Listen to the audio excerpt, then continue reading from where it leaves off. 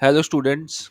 आज हम लोग सी यू ई टी अकाउंटेंसी के कुछ इम्पोर्टेंट क्वेश्चंस करेंगे और जो नेक्स्ट ईयर इसको अप्लाई करने वाले हैं, आप सारे लोग अगर 12th पास करते हो और सेंट्रल यूनिवर्सिटी में जाना है तो सी यू ई टी का एग्ज़ाम जो है आपको देना ही पड़ेगा।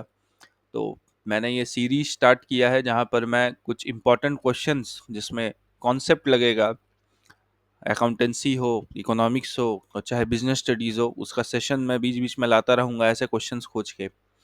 तो आज मैंने यहाँ पर दो क्वेश्चंस को लिया है और ये दोनों ही क्वेश्चंस काफ़ी सिंपल है और साथ ही साथ इसमें क्या है कि एक जगह पे एक लॉजिक अप्लाई होगा सिंपल सा, और बहुत सारे स्टूडेंट्स जो है वहाँ गलती कर देते हैं। तो उम्मीद है ये क्वेश्चन आपको समझ में आएगा। पहला क्वेश्चन की अगर हम लोग देखें तो यहाँ पर क्या सिंपल सा देखने को मिलता है। इसको अगर पढ़े हम लोग तो हमें देखने को मिलता है कि ए बी और सी तीन पार्टनर्स हैं जिनका रेशियो है 7:3:2। ठीक है, इतना क्लियर है। अब सी जो है रिटायर कर रहा है।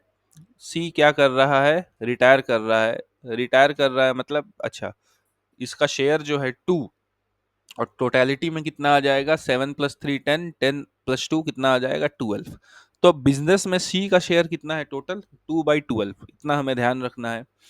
तो ये रिटायर करेगा अगर सी, तो ये अपना शेयर ए को, बी को या दोनों को दे के जाएगा। सिंपल सा बात है। अब आगे चल के देखते हैं क्या करता है। अच्छा, इसका जो 2/12 शेयर है, it is purchased by A and B. ठीक है, ये ए और बी मिलके ले ले रहे हैं। सिंपल सा बात है, सी अपना जो शेयर है 2/12 वो ए को भी और बी को भी दे के जा रहा है। तो ए यहाँ पर क्या कर रहा है? गेन कर रहा है। बी भी यहाँ पर क्या कर रहा है? गेन कर रहा है। और सी जो अपना पूरा 2/12 का शेयर है वो क्या करेगा? सेक्रीफाइस करेगा, क्योंकि वो छोड़ के जा रहा है। सिंपल सा बात है। अब देखिए क्या बोलता है। इसके बाद ये क्या कर रहा है? ए और बी जो है सी को 10,000 रुपया ईच दे रहे हैं। इसका मतलब क्या है? ए सी को कितना दे रहे हैं? 10,000 रुपए। और बी भी जो सी का शेयर लिए हैं वो भी इसको कितना दे रहे हैं? 10,000 रुपए।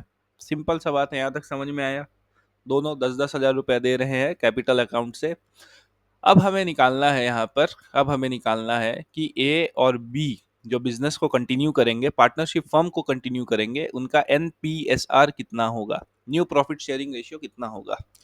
बहुत सिंपल सा क्वेश्चन है। इसको अगर आप ध्यान से देखोगे ना, ए सी को 10,000 दे रहा है, बी भी सी को 10,000 दे रहा है, और ये दिया कौन से रेशियो में जाता है? गेनिंग रेशियो में दिया जाता है ना, क्योंकि ये गेन कर रहे हैं उसी के लिए तो पैसा देंगे। और गेनिंग रेशियो अगर आप ध्यान से देखें, यहाँ पर 10,000 यहाँ भी है, 10,000 यहाँ भी है, दोनों को काट देंगे अगर हम लोग तो कितना आ जाएगा? इक्वल अमाउंट है ना, 1:1 आ जाएगा। इसका मतलब क्या है कि ए और बी ने बराबर बराबर क्या किया है? गेन किया है, तभी तो बराबर बराबर पैसा दे रहे हैं। इक्वल अमाउंट में गेन किया है ना, तभी इक्वल अमाउंट का पैसा दे रहे हैं। सिंपल सा बात है। अगर गेनिंग रेशियो 2:3 होता या 4:1 होता तो उस हिसाब से पैसा देते। पैसा तो उसी हिसाब से दिया जाता है जितना में आप गेन करते हो। तो यहाँ पर आपने गेन कितना किया है? 1:1 के रेशियो में, इसीलिए आप क्या कर रहे हो? बराबर बराबर का पैसा दे रहे हो। तो सिंपली हमको अगर गेनिंग रेशियो निकालना है ना, तो जितना पैसा दिया जा रहा है सेक्रीफाइसिंग पार्टनर को, उस उतने पैसे का हम लोग क्या करेंगे? रेशियो निकाल देंगे। तो यहाँ पर देखिए 1:1 कैसे आया? ये ए का है, ए भी 10,000 दे रहा है, बी भी 10,000 दे रहा है, और जब रेशियो निकालते हैं तो आपको पता है ये कट जाता है, तो क्या बचा? 1:1 बचा, तो ये आ गया। अब जो मैं बताने जा रहा हूँ ये बहुत बहुत इंपॉर्टेंट है। अब यहाँ पर देखिए क्या होता है। एक फॉर्मूला होता है। फॉर्मूला क्या होता है? Gaining ratio. गेनिंग रेशियो का फॉर्मूला क्या होता है आपका? NPSR, new profit sharing ratio, minus OPSR, old profit sharing ratio होता है। यहाँ हमें निकालना है, एनपीएसआर निकालना है, तो ओपीएसआर को क्या कर देंगे? इस तरफ भेज देंगे हम लोग। तो यहाँ पर हम लोग लिख सकते हैं NPSR is equal to gaining ratio plus OPSR लिख सकते हैं। ठीक है। अब यहाँ बच्चे गलती क्या करते हैं ना, गेनिंग रेशियो में ये 1:1 जो आया है इसी को ले लेते हैं। मतलब ए का अगर निकालना है, अगर सपोज मैं ए का निकाल रहा हूं, तो क्या करेंगे? 1/2 प्लस ओपीएसआर कितना है? ए का 7/12, ये कर देंगे। लेकिन ये क्या है, गलत प्रोसेस है। ठीक है, ये क्या है, गलत प्रोसेस है, इसको नहीं करना है। अब मैं आपको जो बताने जा रहा हूँ वो थोड़ा कॉन्सेप्चुअल है, कॉन्सेप्ट वाला बात है। और ये सीरीज इसीलिए स्टार्ट किया गया है ताकि बच्चों का कॉन्सेप्ट क्लियर हो। यहाँ पर 1:1 का मतलब क्या है? यहाँ पर 1:1 का मतलब ये है कि सी का जो शेयर है ना 2/12, सी का जो शेयर है 2/12, उसको इक्वली लिया गया है ए के पास और बी के पास। मतलब सी जो अपना 2/12 का शेयर है वो ए को भी बराबर दिया है और बी को भी बराबर दिया है। बराबर देने का मतलब कौन से रेशियो में दिया है? 1:1 के रेशियो में दिया है। इसका मतलब क्या है कि ए को कितना मिला? ए को कितना मिला? 2/12 का हाफ। तो ये करना है। यहाँ पर रेशियो का मतलब क्या है कि इसका शेयर से हमें कितना शेयर दिया गया वो निकालना है। याद रखिएगा, यहाँ पर हम लोग क्या करते हैं, शेयर को निकालते हैं। तो इसको अगर काटेंगे सिंपली तो ये कितना आ जाएगा? 1/12। और सिंपली आपका बी का भी क्या होगा? बी का भी तो यही होगा। बी को भी, सी का टोटल शेयर है आपका 2/12, उससे आपको कितना मिला है? हाफ मिला है। 1:1 का रेशियो है ना, तो इसका भी तो हाफ हुआ। तो ये कटा तो ये कितना हो गया? 1/12 हो गया। इसका मतलब क्या है कि ए को कितना का गेन हुआ है? ए को गेन कितना का हुआ है? ए को गेन 1/2 का नहीं हुआ है, 1/12 का हुआ है एक्चुअली में। और बी को भी 1/2 का गेन नहीं हुआ है, बी को भी कितना का गेन हुआ है? 1/12 का गेन हुआ है। ये तो मेरा रेशियो निकला ना बच्चे लोग। हमें तो निकालना है कि सी का शेयर कितना गया। तो सी का शेयर तो इतना गया इसके पास, ए के पास और बी के पास। समझ में आया? अब अगर इस क्वेश्चन को सॉल्व करें तो आसानी से सॉल्व हो जाएगा। इसमें कॉन्सेप्चुअल पार्ट जो था बस यही था। अब इसको आइए फटाफट सॉल्व करते हैं। तो आपका एनपीएसआर क्या हो जाएगा? अभी मैंने बताया एनपीएसआर का फॉर्मूला हो जाएगा गेनिंग, गेनिंग का रेशियो। यहाँ पर रेशियो नहीं है, यहाँ पर एक्चुअली में है शेयर। ठीक है, कितना शेयर वो गेन कर रहा है, प्लस आपका ओ पी एस आर। ठीक, अगर ए का हम लोग निकाले बड़े प्यार से तो ए का गेनिंग रेशियो है 1/12 और इसका ओपीएसआर कितना है? देखिए तो 7:3:2 है ना, तो कितना है? 7/12। तो यहाँ पर दोनों को जोड़ेंगे तो आ जाएगा 8/12। और यहीं अगर बी का निकाले तो बी का कितना हो जाएगा? गेनिंग है 1/12 अगेन, और इसका कितना था ओल्ड पीएसआर? 3/12। तो यहाँ पर आ जाएगा आपका 4/12। ठीक, और अगर एन पी एस आर का बात करें तो ए इस टू बी जो है वो कितना आ गया? ए का आया 8/12 मतलब 8, एलसीएम तो सेम है, और बी का कितना आया? 4। तो 8:4 आया। इसको अगर आप फर्दर काटोगे, मतलब 4 के टेबल से तो कट ही जाएगा, तो ये आ जाएगा 4 2 8 और 4 1 4। तो ये आ जाएगा आपका 2:1। ये करेक्ट आंसर है। ठीक है, होपफुली ये पार्ट आपको समझ में आ गया होगा। यहाँ पर एक चीज हमें ध्यान रखना है कि इसको जब हम लोग जनरली बच्चे हड़बड़ी में क्या करते हैं, जितना पैसा दिया उसी का रेशियो निकाल के यहाँ पर क्या करते हैं ना, 1/12 का जगह ये क्या कर देंगे? 1/2 प्लस 1/12। तो ये हमें रेशियो नहीं लेना है बच्चे लोग, हमें क्या लेना है एक्चुअली में? शेयर लेना है। ठीक है, और शेयर कैसे निकलेगा? ये सी का शेयर है, सी का शेयर इतना ही है ना 2/12। अगर ये बराबर बराबर ए और बी को दिया तो ए को कितना दिया? 1/12 और बी को कितना दिया? 1/12। सिंपल सा बात है जो कि मैंने कैलकुलेशन करके दिखाया आपको। ठीक है, तो ये कॉन्सेप्ट होपफुली आपका क्या हो गया होगा? क्लियर हो गया होगा। अब चलते हैं नेक्स्ट क्वेश्चन में। आखिरी क्वेश्चन, इसमें क्या बोल रहा है? फिर से ए बी सी पार्टनर है, कोई दिक्कत नहीं है। ए बी सी पार्टनर है, रेशियो है आपका 5:3:2।